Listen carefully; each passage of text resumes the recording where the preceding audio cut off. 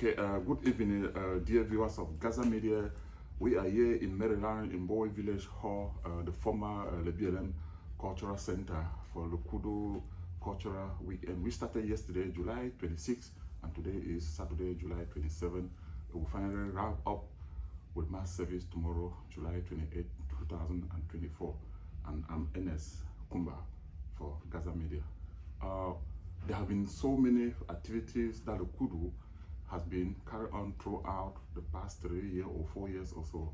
And one of the key projects that they have focused on was the hair mission or the hair campaign that have impacted many lives, especially those from Lebanon and in general the BLM, and even extending to the Western region where people have benefited from that project. And I have the opportunity, the man who has worked tirelessly, volunteered his time, is Dr. Etienne Asonganyi. Dr. Etienne, let me welcome you to the United States of America.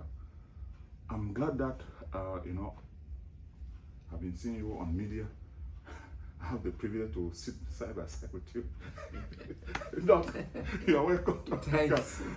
I know maybe because of time difference, I see how you're struggling with the time. Yeah, especially like if now is say 11 p.m. So this is when people are trying to maybe get up early, maybe 4 a.m. or 5 and start preparing in Cameroon. Yeah. Doc, you came, if we may spend a whole day talking about the hair project, but I just want us to maybe touch some basic. When you were doing the presentation, you kind of give a history of how it started, how attempted and the CEO contact you and say, hey, we can do this on the WhatsApp group. We jump into it. Were you expecting that to happen? Not that I was expecting it to happen, but I already felt the need.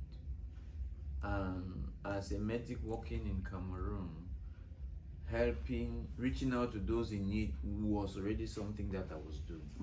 So it seemed to be a proposal that aligned very much with my objectives at the time. And your vision too. And the vision. That is why I was able to follow it through so seamlessly. Before we even talk about that, I've almost forgot to say, do I really need to ask you your background? I think a lot of Liberian people, they already, sometimes when you are treating people right, they don't want to even know which school you went to. You're an ex-student from City of Zam, which medical school you graduated or whatever. So long as we are treating them well, I think that is what really matters to our people. Yeah. So I went to City of Wisdom. I did high school at BHS Boya, and I studied medicine in the QUS, University Center for Health Sciences, which is today called the Faculty of Medicine and Biomedical Sciences of the University of Yaoundé 1. And then I did a specialization course in Yaoundé. But at the end of it, I earned a scholarship, and so I did some years in Belgium, still obstetrics and gynecology, focusing on infertility. Wait, what year was that in Belgium? I was in Belgium in 2006, 2007. In the French side, Liège or whatever it was called? Yes, I was in the Free University of Brussels, the French Free University of Brussels. Yeah. At that time, I was in the Free University of Brussels, in the the Flemish side. The Flemish side, okay. I'm beginning to, I'm a little bit carried away now. I heard Dr. Etienne from Yaoundé came to Belgium. Yes, I left Belgium in 2007. Yes, that was me. Yes, in 2007 I was in Belgium, exactly, doing gynecology at the French Free University. I heard that name. Yes, it was. My brother, this way is too small. Yeah. So that means, you study. That means you kind of study most of this thing in French. Yes, indeed. I studied a lot of my medicine is in French. Yes, Yaoundé, University of Yaoundé, mostly French, and then Belgium. You're a smart guy. Oh Lord. You see, Dr. Etienne, you said, what LECUDO brought forward was kind of line with your vision to help. Because sometimes, I usually tell our audience that the services that the medical personnel that are not so well they offer is something that if you actually evaluate it in the dollar value, nobody will be able to pay for. Especially here in the US. Then you see a team of people coming and you're doing other services, because I follow you through the first campaign in Chang, what you did at the polyclinic, you know, then later on, you were explaining that later on you progress. Then the third time it was like expanding. Okay. So, in terms of, let me say, challenge, I know there are already many success stories. I would just like to say, what has been maybe the most difficult thing that you have encountered? I think the most difficult thing that we are encountering is finding an adapted site. So when we went to Fianga Polyclinic, it's most particularly the participants or the volunteers that came from the US. They had a bit of concern about the layout, the way we had laid out the various consultation stations, the way we had made the patient flow. But we couldn't do it any better because of the facility. That is what the facility offers. And in terms of surgery, you would have noticed that the theater in the facility had not been used for a long time. So many materials were already undergoing wear and tear. And that explains why in the second year, 2023, many of the heavy surgeries that we had to do, we had to take them to the Kufa Regional Hospital to be comfortable. Yeah, some of them were enlarged hysterectomies that were afraid of complications, and we needed seasoned anesthetists as well as theater staff that are familiar with that kind of procedures. So challenges was, first of all, the facilities that we were using. And even when we went to the new facility that we just used, there were one or two setbacks, but when we spoke to the clinic proprietor, he was very willing to receive the LECUDO mission. So he went a step mile to set up some things the way we had requested. So already getting a very adapted clinical site for this kind of a mission has been our challenge. Yes. And we are grateful to the partners of ground so far who are allowing their clinics for us to use. But second and most importantly, what is becoming our stumbling block is now local legislation. We were very happy to have some experts from the US who were working with us. And now, of course, they're still going to work with us, but we have a lot of paperwork that will increase the cost, logistic cost of running the health campaign tremendously because of there is insurance, a lot of things that will go from there too. So that is particularly where we now have the our challenge. challenge. Yeah, because I understood that even the third campaign that went on, I think you were even presenting that because of the new law from the Ministry of Health or Public Health in Cameroon, that for foreigners to come and practice. I mean, when they say real foreigner, I mean, these are still Cameroon, these are mostly still our people who are Dr. Christina. Yeah. Even though because she's practicing, they consider her as a foreigner. Yeah. No, actually, it's not. The law is not for foreigners. It's for doctors who are not registered with the Cameroon Medical Council. It makes provision that doctors who are registered with medical councils elsewhere, they must take an attestation of good standing from their councils and then allow the Cameroon Council to endorse it and give them a permission to do the work for that time, or register permanently so that each time they come to work they don't need to go through this procedure. And registering is also another problem. Yes, but the time, the paperwork that they ask is enormous, and then in addition they need an insurance, which in fact I told one of the insurance to give us a quote. It came up to about 900,000 francs per person. So you can imagine Professor Ekokobe normally comes with a team of 5 doctors. Imagine if we need to get insurance at 900,000 for 5 doctors. The problem is now is not getting it. That's the problem. Is the cost. The cost I'm citing, 5 million francs can do a lot in terms of medication and supplies for our for the patients. services that you. If you look at the first health campaign that we did, our cost for medication, local medication and human resources is amounted almost to that 4.6 something million, which is And- money and that we are going to to use use- now just to go and do an insurance for a month. Then you are looking at that money and say, oh, this is money I could use to save my people. Yeah, we would have bought more medication. We would have brought in, for example, I gave an example of the eye care team. Yeah. The eye care team came, they had slit lamps, they have auto-refractometer, they had the free,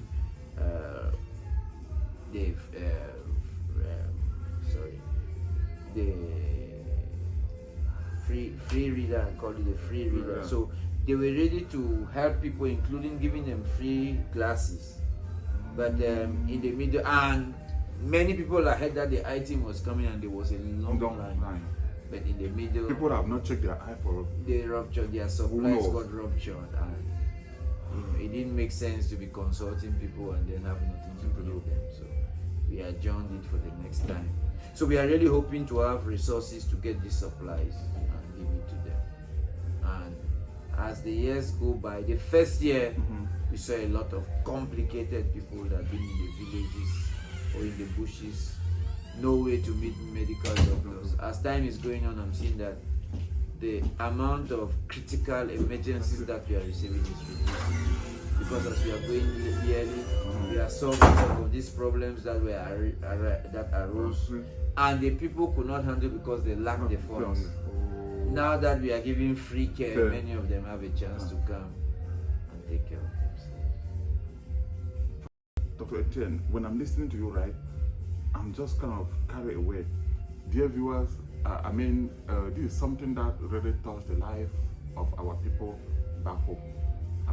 He's been on the ground. He's on the ground actually doing the work, and he's saying it firsthand. It's not something that you see in the US, they prepare a report and give to you. When we come back, we'll talk about the 90-day chronic care. That means disease that cannot be treated within the 3 days or within the 5 days medical campaign that they usually have. Stay tuned to Gaza Media and Ernest Kumba.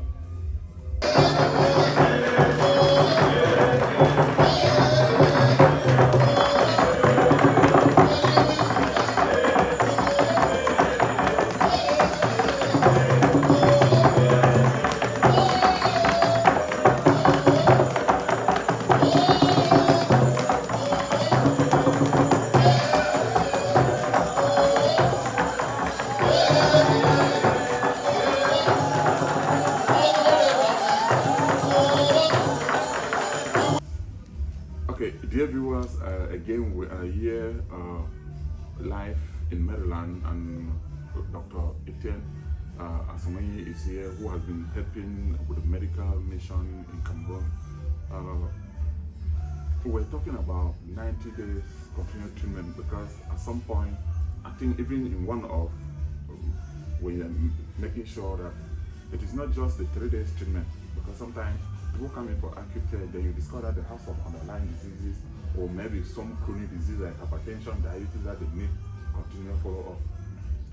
God forbid, who knows, some of people have not seen doctor for months, years, even, especially now with the crisis. So how has that really worked out with you?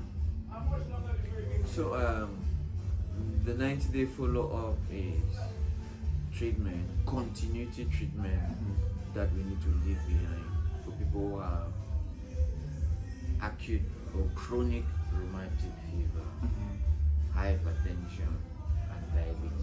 Those were the three areas that we mapped. Then epilepsy. These are patients that need to replenish their medications monthly. We saw many hypertensives, many diabetics who had been in the bush or in an IDB camp for months and had not had a chance to go to a hospital to replenish. Many of them were already suffering from consequences of prolonged high blood pressure.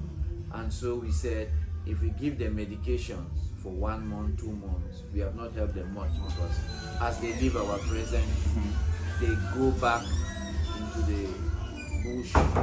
At the end of the month, how do they replenish? It was easy for those who have hernias, those who have cataract. They made us, we treat them and they have gone. But those who have diabetes, hypertension, epilepsy, they need to renew. You cannot treat even in the month. Yeah, they need to renew their medication monthly. And so they come up with this program of a 90-day follow-up. It's to replenish their medication, give them a chance to come and have a check, and then replenish their medications for 3 more refills after the program. So you came to the program, we saw that you were hypertensive, we gave you a treatment, did some tests, and gave you medications for 1 month. You come back. But you say this will come back. Where do they have money to come back? Yeah, so the 90-day follow-up, that is exactly what the 90-day follow-up is doing. In the first year, it was not easy. They were trying to develop it. They looked for a way to meet them, to send their medications to them. Free. But there was this free. Yeah, everything is free. But there was a problem now of the follow-up. At least they needed to have contacted this health personnel to measure their BP, to measure their sugar, to examine them and make sure that there were no complications. To also reconcile the medication and make sure that perhaps the medications that were brought by the team were not the medications that they had been on. So you give them new medications. You need to follow up to make sure that exactly. So in all of this is how the 90-day follow-up was conceived. And so each 30 days they had to come back for another 90, for another 3 months to come and replenish their medicine. And so far, how has the data with the program been working? Yeah, so like I said, the first 90-day follow-up, of course, they touched more than 100 people.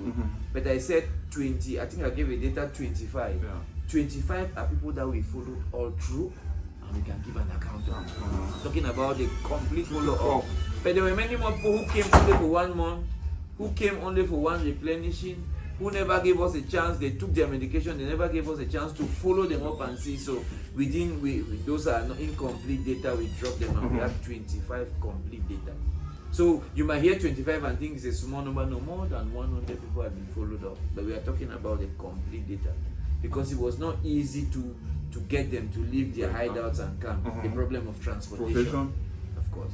Some were transported, some we could not. The budget did not allocate. So in the second year, the same thing. We started spreading out the clinic. Some should go to Maryhill, some should come to Fiange Polyclinic, some should even come to Boya. We started making multiple sites wherever they were, and we were seeing an increase in number. And this year now, we have just made it. Maryhill of Africa is a site. The Fondue Method Dispensary is a site. There's Clinics and Constant, where we saw them, is a site. The Boya, we have a Boya site where most of our volunteers were, so we decided to create the site because they are there and they could follow up the patient. Then the Kumba Regional Hospital, where I as program coordinator am. The only thing with Kumba Regional Hospital is that we kept it for specialized care.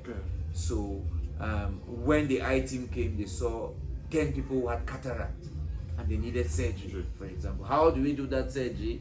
We had to refer them to the Kumba Regional Hospital, and the surgery is free. All what they needed was to transport themselves. These are skilled professional. Yes, they have to. Exactly. We imported Professor Kamini. He's a professor that came from Yaoundé to do all their surgeries. So it's not here. So then those who we did cervical cancer screening. We saw there were 7 patients who had advanced lesions that needed to do enlarged hysterectomies. There are procedures that take long. They could bleed. They might need transfusion. So it was not easy. We had to bring them to the Kumba Regional Hospital, and we give them all of that surgery for free. We had 2 people who had fibroid. We had 1 person who had a complex ovarian cyst. We brought them in for free. There in Cham, those that had heniorrhapies, appendicectomies, lipomas, they did it in Cham already. Even my own reporter. Yeah. In fact, she benefited from surgery. Okay. So they came for a routine check, and then they discovered they had this problem. She said, "What do I do?" We gave her the various options, and she chose on site to undergo a hysterectomy, which they did on site. So these things, this is the follow-up that we are doing now. So as we are talking now, the last campaign that we went, we now had people who came from prostate cancer screening, and some of them, they had suspicious lesions. They have to go for a second check. And if they are found to have cancer, for example, they have to treat them. All of this, they are struggling to give them for free. Because if you look at the care, you see it's money that somebody in the bush who has nothing doing will not find the resources to pay. And when they are saying free, that means somebody is actually volunteering and giving this. Sometimes when we say free, He that is even working, that means he's working for free. For free, yes. Just imagine how much he was if he were actually being paid to do those services. Yes. I mean, here in the US, you guys know how much they pay medical doctors and those that are in this top field, pharmacy, nurse practitioner, and the rest. So, I mean, this just unimaginable to think of. I want to thank the director of the Kumba Regional Hospital, who has been very understanding. In fact, when I told him the program, he has the one who has been able to open the theater and allow me to use the theater free of charge. So when we use the Kumba Regional Hospital theater, we don't pay them a fee. What we need now is LECUDO supplies, give us all the supplies that we need for that surgery, and then we are able to take in these patients. I myself, I give the scheme. Luckily, we have Madame Evelyn Akwarambem, who is an anesthetist from the BLM. We had Clara Remondem, who is also the eye nurse from the BLM, and her optometrist. We had our lab technician, who are from here, who are in the program. So we had a team in the hospital who are in the program. We are able to use them. And kind of a holistic approach. Yes, we're able to give Look, these the bank people, those that are pharmacy, medical doctor out there, I know most of you, you know me so well. Please, this is the kind of program that you can say, what can you give back to your community? That means most of you want to put your dollar or your skill where you want it to accountable. This is somebody in your own field, and you are here listening to what he's explaining. So please, I'm appealing to you, as Dr. Christella said early today, that come and join them so that they can continue to help this underserved, the very less privileged that you can think of. There are other, I saw an internist today, Dr. Mekong. We have spoken to him. He has promised to be in the next program. We are really reaching out to specialists that we don't have. We require the services of a surgeon, we require the service of an internist, because there are many cases that we cannot follow them up through. Thank God for Dr. Edmond, who has come in the area of oncology now. So we are already following all cancer cases through. We just need a specialist because, like we say, it's free. If I now have to call a surgeon to come and treat, he will ask me for a fee, then I'm paralyzed. But if I had one of our participants who is a surgeon who can recommend, this is what we do, this is what we do, this is what we do, then we contact LECUDO. To do this, we need this budget. Once as they make the supplies available, we follow up the patient. This is exactly how our program is working. Dear viewers, when we come back, today was election. The certain things that you have been hearing of all the time has stepped down. What will happen to all this project? I think almost the entire executive switched hands. So bad. Will there be a continuation of this project, or there will be gaps? When we come back, we'll be talking about how is the new executive, or what is his own opinion when the new team is coming in. This is Gaza Media. I'm Ernest Kumba. Stay tuned.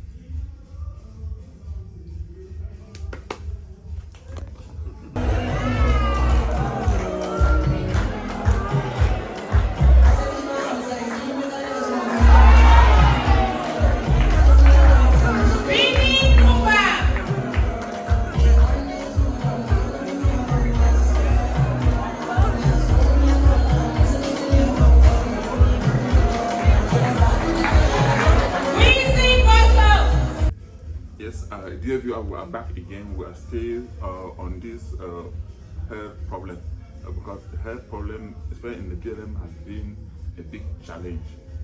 And now that the current executive or the outgoing executive is out, the new one has come in, they were installed today.